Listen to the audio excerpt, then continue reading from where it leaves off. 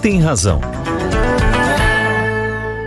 Bom, nós temos várias pautas, você citou aí vários processos realmente que estão em andamento, e é claro que o direito diz a todos nós, né, ele não vai socorrer a quem dorme. Então é legítimo que as pessoas façam suas reivindicações através de ações judiciais, aonde elas se sentem lesadas, isso não há problema nenhum.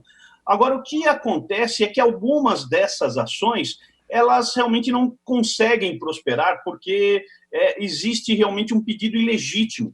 E aí a gente tem que fatiar o assunto, mas eu vou comentar, por exemplo, essa questão que provavelmente hoje no TSE deve estar sendo dado continuidade a um julgamento de uma ação da Rede e do PSOL, que foi interrompida e hoje o ministro Barroso marcou sessão, então, portanto, deve ser dado continuidade. Esse pedido, ele é lá de 2018, se eu não me engano, lá em meados de setembro de 2018, onde ainda tínhamos uma campanha. E um hacker, segundo as apurações mostram, um hacker que não foi identificado, acabou invadindo um site teoricamente contra o presidente Bolsonaro, né, transformando o que era contra em favor.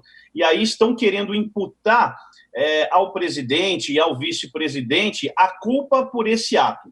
Então, aí você, de cara, você já começa a perceber algumas irregularidades, né?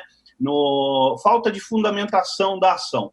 Primeiro que o presidente ele desconhecia isso, chegou até, se eu não me engano, publicar numa rede social dele, no Twitter, não sei exatamente, né, que realmente havia um site que estava o apoiando, e na verdade não era, né, tinha sido feita uma invasão. Então é legítimo o pedido dos autores da ação realmente, mas imputar a autoria ao presidente, ao vice-presidente, aí não tem cabimento. Tanto é que o relator já se pronunciou contrário. Eu não sei se já deu tempo aí, Denise, para também não tomar o tempo do Guilherme, não sei como é que vai ser feito isso. Nós estamos num terreno ainda não legalizado, que é esse mundo cibernético. O mundo da internet, realmente, o direito brasileiro pouco abraçou. E realmente está um campo onde parece um ringue, onde todo mundo entra lá dentro e sai dando pancada em todo mundo. A fake news não tem...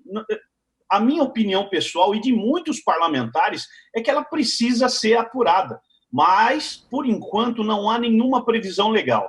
Tentaram, inclusive, colocar um projeto para ser votado na semana passada, projeto de lei 2630, se eu não me engano é esse o número, mas ele ainda é muito incipiente, ele precisa realmente ser mais amadurecido para poder se colocar em votação, mas já é uma boa iniciativa, e o parlamento precisa ocorrer. Por quê? Porque, por enquanto, atrás das fake news, nós só temos apenas os crimes contra a honra, ou, algumas vezes, nós temos uma denunciação caluniosa de crime, ou até mesmo uma falsa comunicação de crime, né, envolvendo tanto ofendendo pessoas físicas como pessoas jurídicas.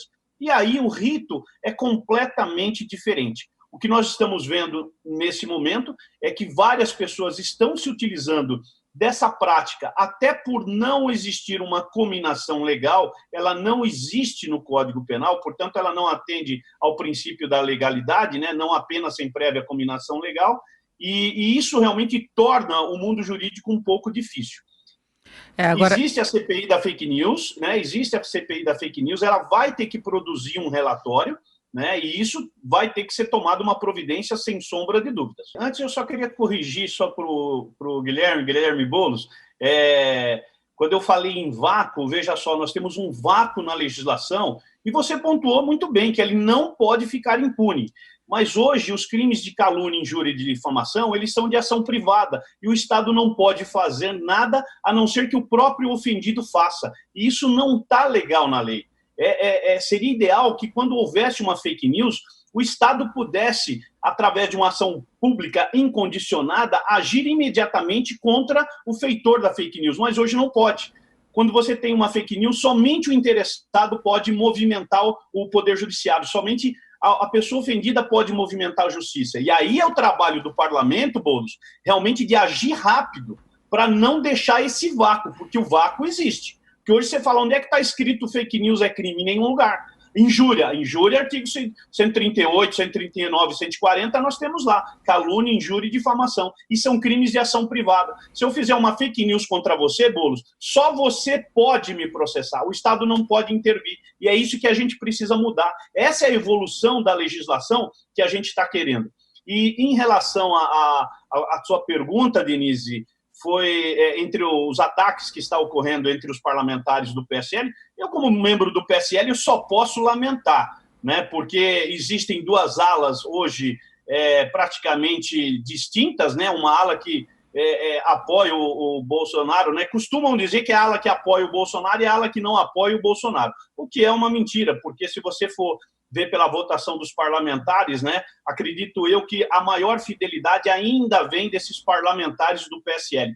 Mas existe realmente diferenças pontuais dentro do partido e a CPI da fake news foi um verdadeiro palco para que essas acusações acontecessem. Nós tivemos, na época da fake news, acusações contra um grupo e depois acusações contra outro grupo. E até, lamentavelmente, essa semana que passou agora, nós acabamos sabendo pelas notícias dos jornais, realmente, que a Joyce Hasselmann teve áudios vazados que dão a entender que ela também estaria montando um gabinete do ódio. Eu, como parlamentar, eu só posso lamentar, porque, para mim, o partido deveria ser unido. Mas é importante destacar que alguns partidos políticos, em especial os partidos de esquerda, eles não admitem ainda a derrota por 57 milhões de votos no segundo turno e quase uma vitória no primeiro turno com 49 milhões do candidato Jair Messias Bolsonaro.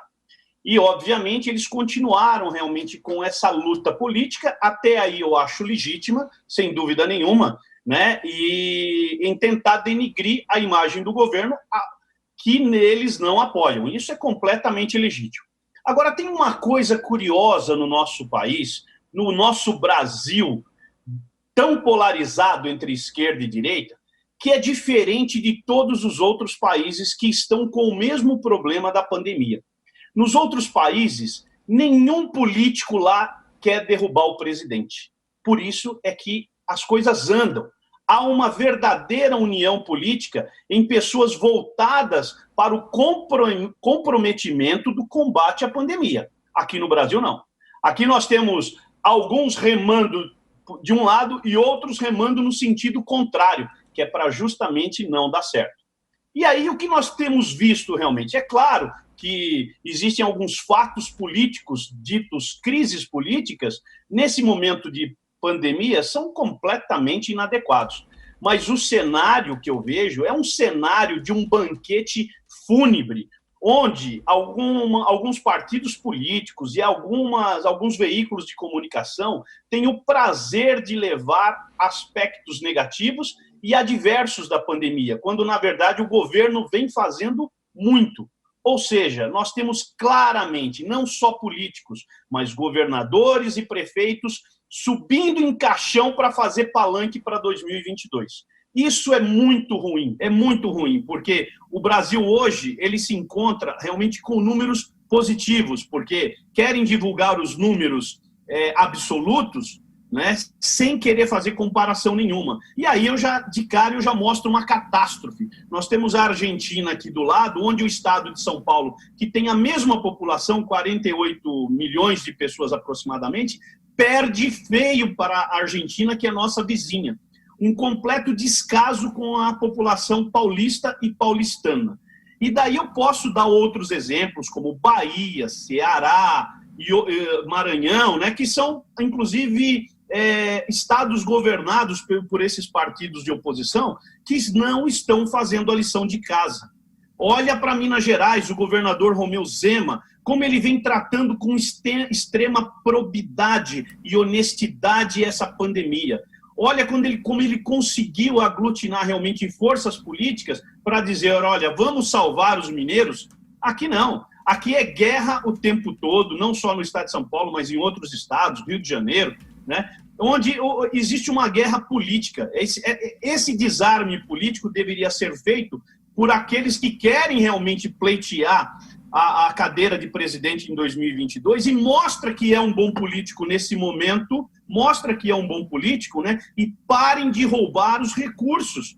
Porque hoje, inclusive, foi depositado na conta de estados e municípios a ajuda emergencial a eles. São 60 bilhões em 4 parcelas, a primeira parcela está sendo depositada hoje, e hoje mesmo que eu vejo um escândalo na cidade de Sorocaba, uma operação policial do GAECO, atingindo a prefeitura, que comprou máscaras de proteção por um preço absurdo de R$15, quando eu comprei aqui em São Paulo por R$2. Então, um superfaturamento, e essa prática está disseminada no Brasil inteiro. Então, não é assim que nós vamos resolver a pandemia, não.